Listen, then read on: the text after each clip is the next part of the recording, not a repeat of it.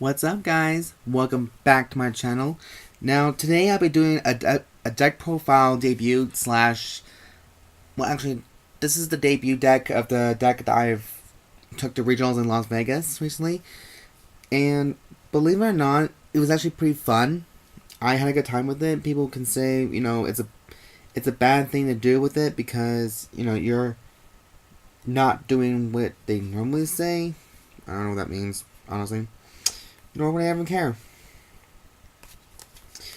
So yeah, this is also just a deck profile I've been wanting to do for quite a long time. I just didn't have all the cards I needed. But this is the build I took to regionals in Vegas, like I said. And it got me 80th place. That's like 2 points upper than 82nd place, the last regionals I went to. Not the one the beginning of this year, but the last one before that last one before that one. So... without any further ado, I'm just going to go on with the deck profile and just diving right into it. So, for monsters, I play 3 copies of Darklord Ixchel. She is an essential card, one of the expensive ones nonetheless. Her ability is you can ditch her and another Darklord from your hand to draw 2 cards. Now, when I made my Darklords, basically you can ditch a spell, trap, or monster card that has Darklord in the name.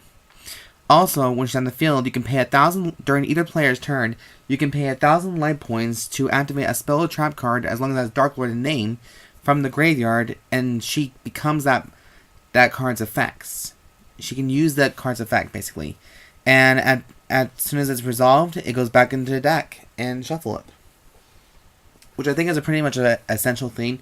These new Darklords can do that ability, and the sad thing about this one is about the new ones is that you can only special summon one Darklord of the same name per turn, and you can only use the effect of that Darklord once per turn. So these are just a very stricter kind of thing, but you know, I started to finally realize and learn it, so it took me a little while, but I got used to it quickly. The next one for combo plays, we have our good buddy 3 copies of Darklord Superbia.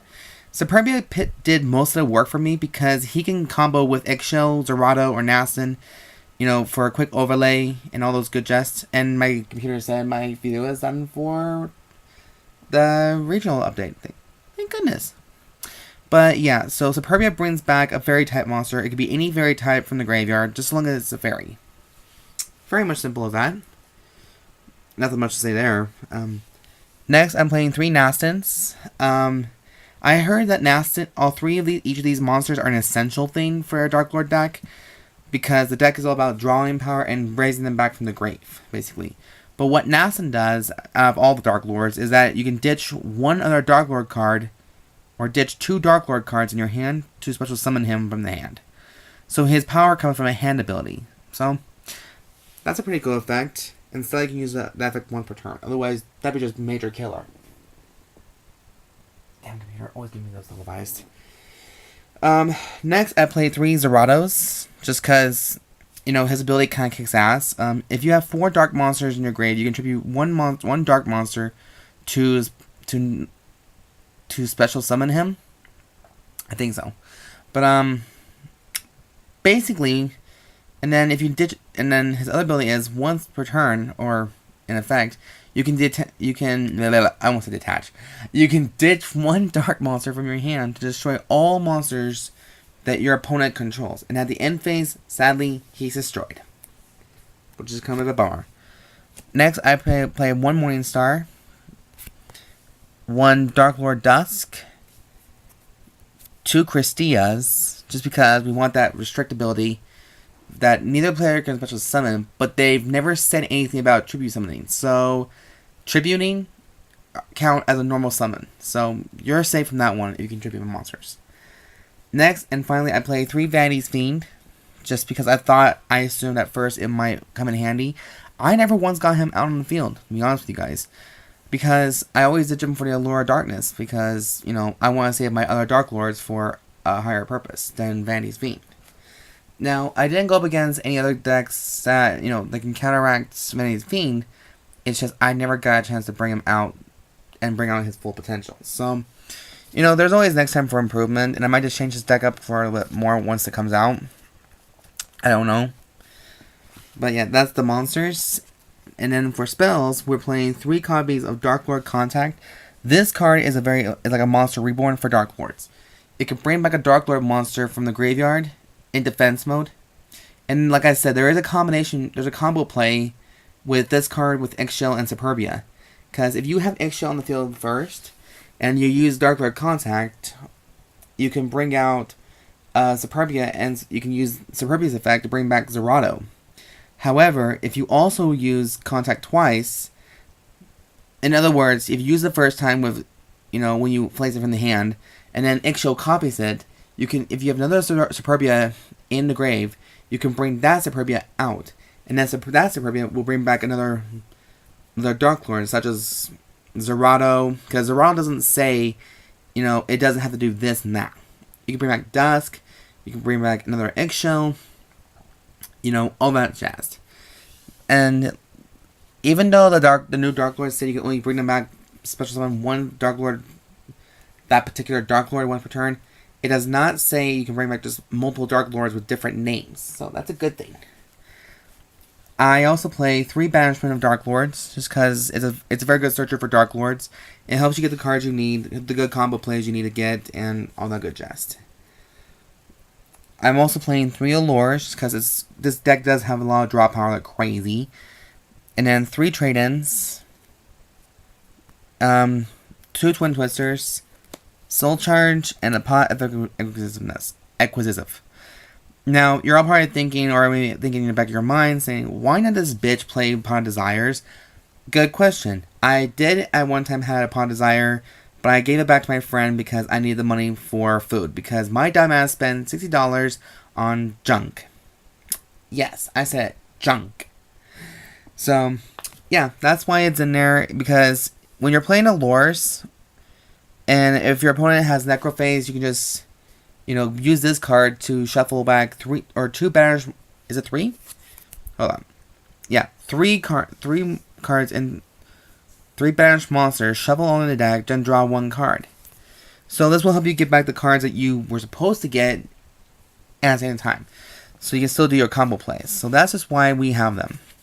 Now, I did play out Pot of Desires once when I first got it, and the cost is just too expensive for me. Like 10 banished cards from the top card of your deck just to draw 2 cards. I much rather go for the beginning of the end, banish 5 dark monsters, and draw 3 cards. That's just how I feel like it's probably best. Now for traps, I'm playing 1 Darklord enchantment, also known as in my language Darklord Seduction, because she's seducing you. And 2 rebellions and 2 Call the Haunted. So we don't play a lot of traps in here. I think we should start playing more traps, but the deck is mostly all about draw power, and I'm pretty sure you're all probably thinking, like, why not this bitch also run Solemn Strikes? Simple as that. They're just expensive. I can't afford them. Simple as that. I don't know what else I have to prove to you guys to know that much. So yeah, that is just the main deck right now I brought with me. Now for the extra deck, I actually did this very differently, because I don't have all the cards yet. I played 2 copies of Galaxy Eye's Full Armor Full Taunt Dragon. Now, why are you asking, like... Now, I know you're only supposed to play one of him, but I never got a Galaxy Eye Dark Mana Dragon or a Cypher Dragon. Just because I wasn't sure what else to play in this deck, because I don't have those cards at the time. And then during regionals, I ended up buying a Dark Mana Dragon, but it was too late. I couldn't put it in. So that's kind of sucks. And usually, I bring out level 8 monsters like crazy. So, I only got the other one in here in case that came to be. If I got 2 full armor, full taunts out in the field. So, there's always room for alternatives and room for improvement, as they all say. So, I'm also playing 1 Red Eyes Flare Metal Dragon, just because we are playing Nasten. That's one of the reasons. 1 Thunder Charger. Big Eye. Lancelot. This guy right here did most of the work for me. To be very honest, it was the 7 Sins and Lancelot that did most of the exceeding. Throughout the rest of the game, throughout regionals, I hardly ever exceeded someone because they always find a way to get rid of my monsters quicker than ever. And most of the time, I end up getting dead draw hands, so that can be helped none. 1 Dora, 1 Ravenous Tarantula, 1 Pain Gainer. I know you're all probably thinking, like, why him? I thought it was a good idea at the time. Sue me. And finally, 7 cents. And shout out to my friend Edgar for giving me this card because it came in quite handy in one of the matches against the Hammer Samurai. So yes. So yeah, I am only running 10 cards in extra deck because I just can't think of anything else to run at the moment, and I might upgrade it as soon as I find more cards to use. And just because I'm very nice, I'll just show you guys the side deck I played. I played one Ghost Ogre, a Dark Hole, a Raigeki, Pendulum Storm, 2 System Downs, just because half the people were playing Super Heavy Samurais and also ABCs. So I used those just in case for those.